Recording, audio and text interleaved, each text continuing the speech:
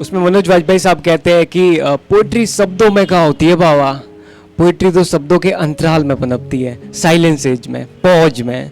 फिर लोग अपने अपने हिसाब से मतलब निकाल देते हैं according to their age and maturity. तो मैं विज्ञान का विद्यार्थी हूँ, हिंदी में कविताएं लिखता हूँ और बच्चों को इतिहास पढ़ाता हूँ। असल में ये झूठ था, मैं रिक्शा चलाता हूँ। नहीं, ये भी झूठ था। पता चले कोई बाहर आके पूछे कि भैया सेवाश्रम तक का कितना लोगे। तो एक ट्राई करी है, एक पोइट्री प्यार मोहब्बत वाली, पहली बार ट्राई करी है और अफसोस भी हुआ फिर लिख के। तो उसका टाइटल है तुम्हारा नाम। तो लिखा है कि अक्सर पूछती है कविताएं मुझसे तुम्हारा नाम और मैं बता नहीं पाता। चेहरा धुंधला सा याद करता हूँ पर उसके छोटे बालों को कैनवास पर सजा नहीं पाता। उसके पास रहता बातों का एक समंदर, चलती जहाँ कहीं वहाँ एक औरा बनता।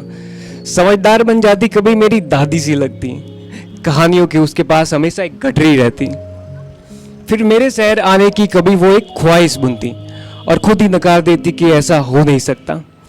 उम्र में मुझसे छोटी और साथ मेरे थोड़ी मोटी सी दिखती।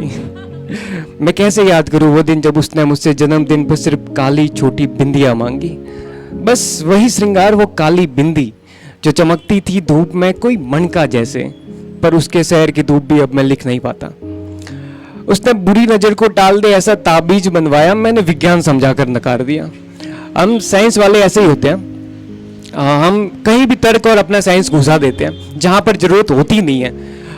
उनका भ्रम कुछ ऐसे टूटता है कि उसने बुरी नज़र को टाल दे ऐसा ताबीज बनवाया, मैंने विज्ञान समझाकर नकार दिया।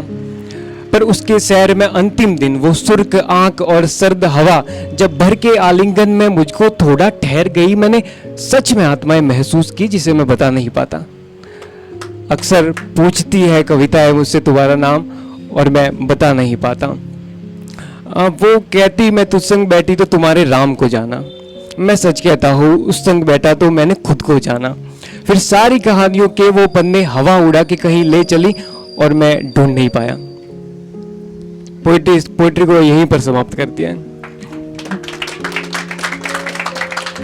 वो एक साहिल लुधियानवी का शेर है कि जिन अफसानों को अंजाम तक पहुंचाना हो न मुमकिन, उन अफसानों को एक खूबसूरत मोड़ देकर छोड़ना अच्छा। एक आपने हसदेव जंगल के बारे में सुना होगा, आपकी बार मुद्दा है हसदेव जंगल, जिसको अगर ना जाना हो तो बाहर जाकर गूगल जरूर कीजिएगा। उस पर लिखा है कि कैजुअली हम वन, प्रकृति, पेड़ वगैरह वगैरह को बहुत कैजुअली बोल लेते हैं या फिर लिख लेते हैं, लेकिन मुझे नहीं लगता कि वो तो उनको इतना महत्व मिला है जितना मिलना चाहिए था। तो उनके बारे में लिखा है कि जिसका टाइटल है वन। तो लिखा है कि सूर्य ने जिसको सींचा निस दिन, कि सूर्य ने जिसको सींचा निस दिन, मेघ ने जिसको खड़ा किया, तिरंगे का एक रंग हरियाला जिसको सदाई सजदा किया। फिर नारायण का नीम हो या फिर बुद्ध के जीवन का हो पीपल, राम की कुटिया का वन से नाता और वानर का घर भी वन था। वन ने हमको जन्म दिया और राग का अंत भी धरती में, पेड़ों से सांसें लेकर हमने प्यार किया मकानों से।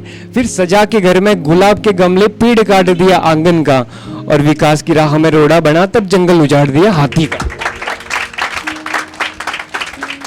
फिर लिखा है कि विकास नाम पर सब कुछ भूले, जब लगे चौराहे पर मूर्त और गमले, बड़ी सी सड़कें, बड़ी इमारतें, मुफ्त की बिजली में कोयले को भूले। फिर बीच सड़क खिला फूल पिला सा, हम बरसों पुराने पेड़ भी भूले। पीले फूल देखे होंगे आपने सड़क के किनारे। फिर लिखा है कि उजड़ा जंगल हम जानवर भूले। जानवर जंगल के साथ उजड़ जाते हैं, सिर्फ जंगल नहीं उजड़ता।